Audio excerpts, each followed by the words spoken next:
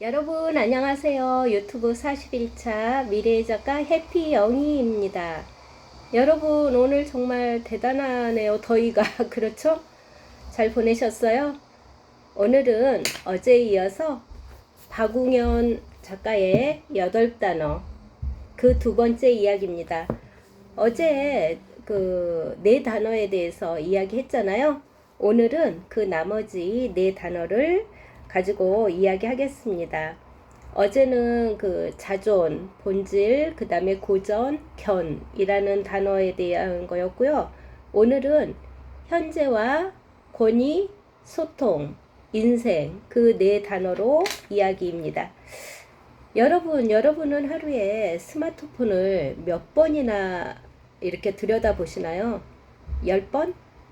아니면 50번? 아니면 시도 때도 없이?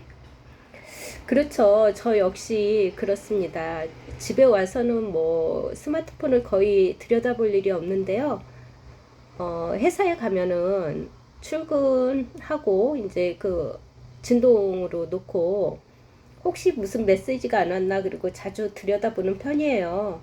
그런데 그 메시지 확인만 하면 될 거를 이렇게 이제 광고가 뜨면 계속 들여다보죠. 그러다 보면 시간이 너무 아깝게 흘러가 버립니다. 그래서 오늘 이야기가 이제 뭐 현재 그런 이야기잖아요. 현재 우리는 현재를 어떻게 살고 있는지 이 박웅현 작가가 인생의 그 키워드로 다섯 번째로 여기에 이제 기록을 해놓은 게 바로 현재예요. 여러분, 우리는 밥을 먹다가도 스마트폰을 들여다보고 또 요즘같이 여름 휴가를 가서도 회사의 이메일을 들여다보고 또 어때요? 잠자기 전까지 잠잘 때도 이 생각 저 생각 이렇게 오롯이 그 시간에 집중을 못하고 항상 뭔가에 어 그러니까 현재 그 시간을 즐기지를 못하고 더불어서 이렇게 하는 경향이 있어요. 박웅현 작가는 식사 시간에 핸드폰을 들여다보다가 이제 부인한테 혼난 거죠. 생각해보니까 그런 것 같아요. 그 박웅현 작가가 그렇다고 해요. 스마트폰을 들여다보면서 된장찌개를 먹을 때와 그걸를 놓고 된장찌개를 먹으니까 그 된장찌개 맛이 오롯이 느껴져서 맛있다는 거죠. 그게 바로 현재를 우리가 어떻게 사느냐에 따라서 우리의 인생도 그렇게 달라질 수 있다는 이야기입니다. 그러니까 현재 하는 일, 거기에만 집중을 해야지 밥을 먹다 스마트폰을 한대는 둥 이렇게 겸해서 하면 이도저도 아니라는 거예요. 그래서 현재에 집중하라 그런 이야기입니다. 그리고 이제 두 번째 이야기 권위인데요.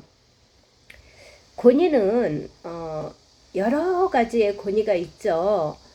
예를 들면 그 부모로서의 권위, 또 선생님으로서의 권위, 회사 상사로서의 권위, 또 우리가 권위하면 가장 느껴지는 게 뭐 판검사, 의사, 뭐 이런 식으로 그 권위의 권위는 여러 형태가 있습니다. 그런데 권위 자체는 그 절차를 세우는데 아주 필요한 거예요, 사실은. 그러나 권위는 언제나 옳은 것은 아닙니다. 여러분, 우리가 그 봐도 그렇잖아요. 검찰이라든지 뭐 어떤 의사라든지 어떤 직종의 권위를 가진 사람들이 그 권위를 이용해서 정말 하지 말아야 될 것들을 하는 경우가 있잖아요. 그런 권위 앞에 우리가 고개 숙일 필요는 없고 또 그 앞에서 우리가 작아질 필요도 없습니다. 이 작가가 하는 이야기가 바로 그거예요. 동의하지 않는 권위에 대해서는 우리가 복종할 필요가 없다는 거죠. 그만큼 진정한 권위는 어떤 힘에서 나오는 게 아니라 바로 신뢰에서 나온다고 작가는 이야기하고 있습니다. 그래서 우리가 권위자 앞에서도 질문을 할 수 있어야 하고 또 바른 것을 선택할 수 있는 용기, 그리고 자신의 양심을 지킬 수 있는 그런 용기가 바로 우리의 삶을 더욱더 건강하게 만든다고 이야기하고 있습니다. 세 번째는 소통인데요. 여러분, 소통하면 그저 말이 오가고 그게 소통이 아니잖아요. 마음과 마음이 오가고 또 그 소통에는 가장 중요한 게 있습니다. 배려라는 게 들어있어요. 그래서 우리가 그 소통을 할 때는 상대방을 배려하는 그런 마음가짐이 항상 있어야 그게 바로 진정한 소통이라고 합니다. 상대의 말을 끝까지 들어주는 사람, 또 공감해주는 사람, 또 따뜻한 말 한마디를 건네는 사람, 바로 사람의 마음을 아는 사람이 바로 그 소통을 할 수 있다는 겁니다. 그래서 말을 잘하는 사람보다 마음을 전하는 사람이 오래 기억된다고 해요. 여러분은 어떤 사람에 속하세요? 그저 소통을 하려고 나의 말만 많이 하는 사람인가요? 아니면 들어주는 사람인가요?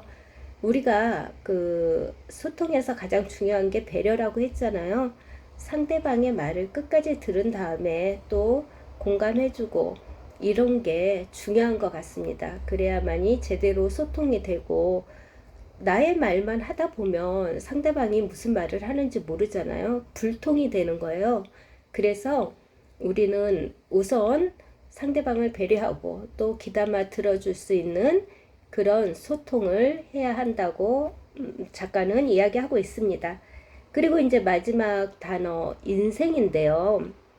인생은 우리가 그 인생을 생각할 때마다 이렇게 자연적으로 떠오르는 게 하나 있어요. 뭐냐면 우리가 이제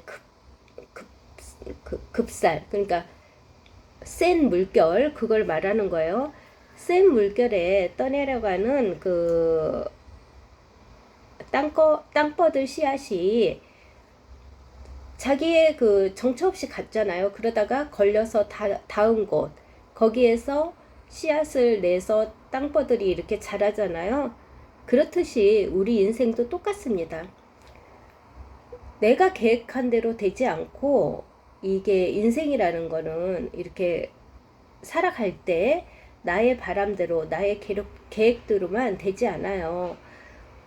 어떤 순간에 어떻게 변할지 모르는 게 우리 인생이기 때문에 우리가 흘러가는 물, 그러니까 그 시대, 그거를 원망해서는 안 됩니다. 그리고 주어진 환경을 탓해서도 안 돼요. 왜냐하면 우리는 그 땅버들처럼 알 수 없는 그 미지의 세계잖아요. 사실은 인생이라는 게 딱 이렇게 될 거야 라고 알 수 있으면 얼마나 좋겠어요. 하지만 그렇지 않잖아요.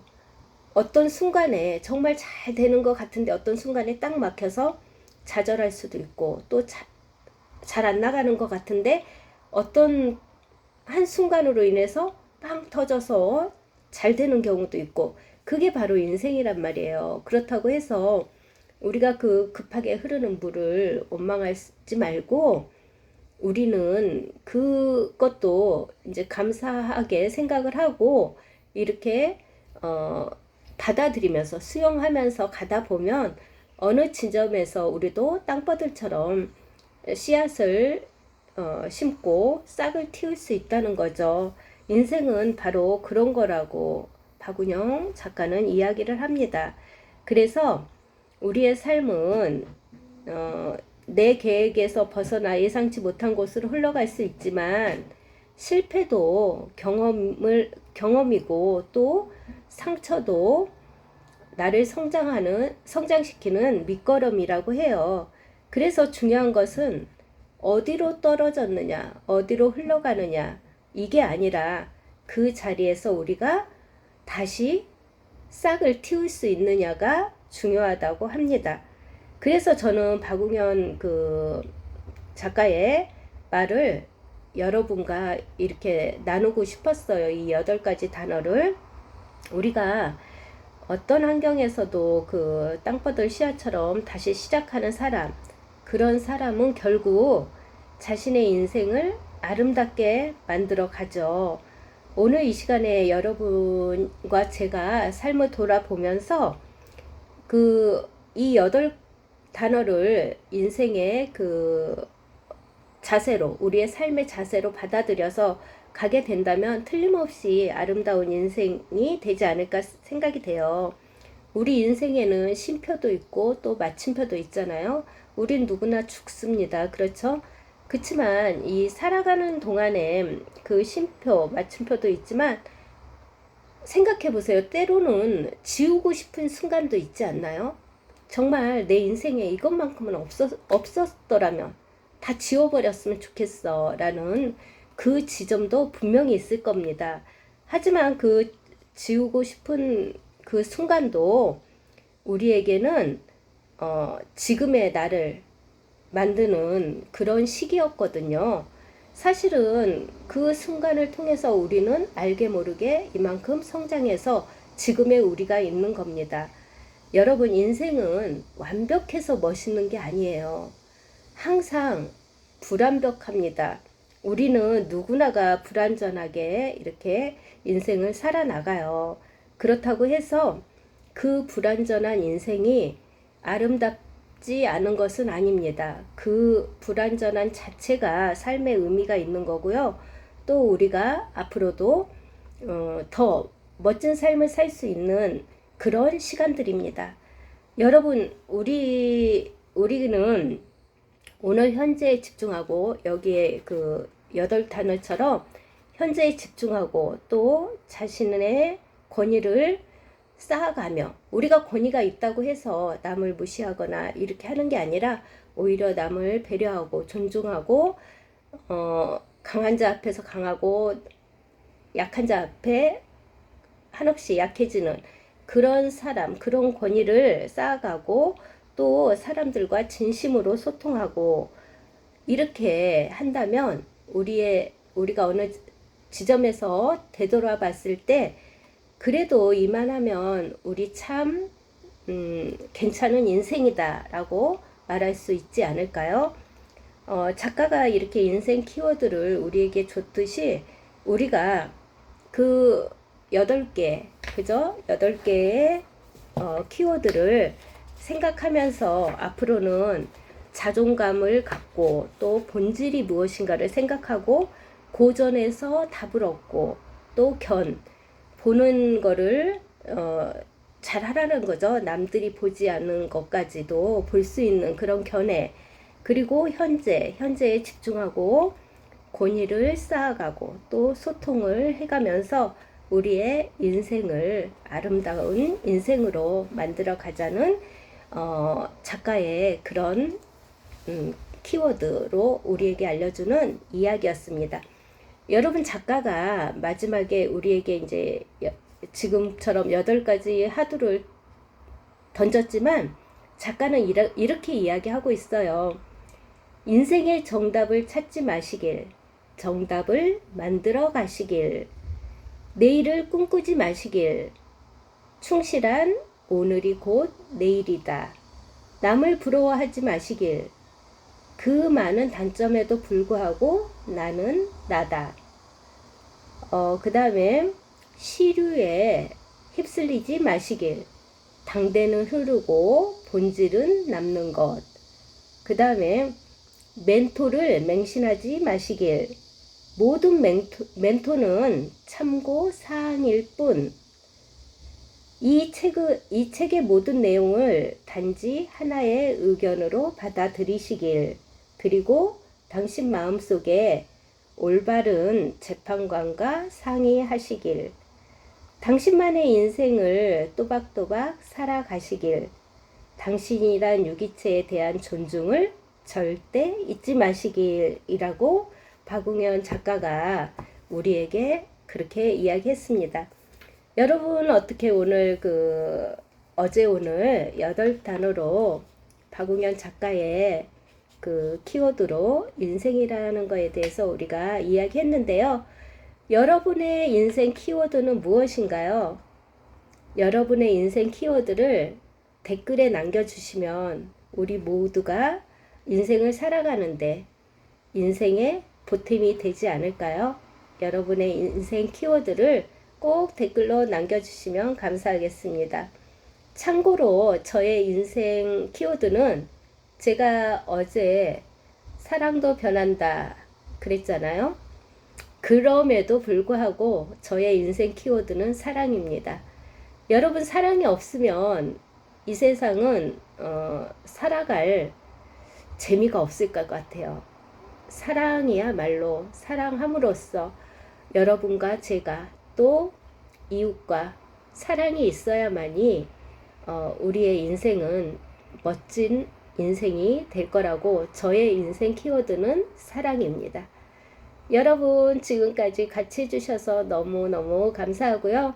그래서 저도 여러분을 많이 사랑합니다. 여러분, 나가시기 전에 구독 안 누르신 분은 구독 눌러주시고요. 구독은 한 번만 누르면 돼요. 볼 때마다 구독 누르면 구독 눌렀던 것도 해제가 됩니다. 그러니까 구독은 딱 한 번만 눌러주시고, 좋으셨다면 좋아요 눌러주셔서 저와 함께 또 내일을 맞이합시다. 여러분, 그럼 오늘도 고생 많이 하셨고요. 편안한 밤 되시기 바랍니다. 그럼 우리 또 내일 만나요. 안녕.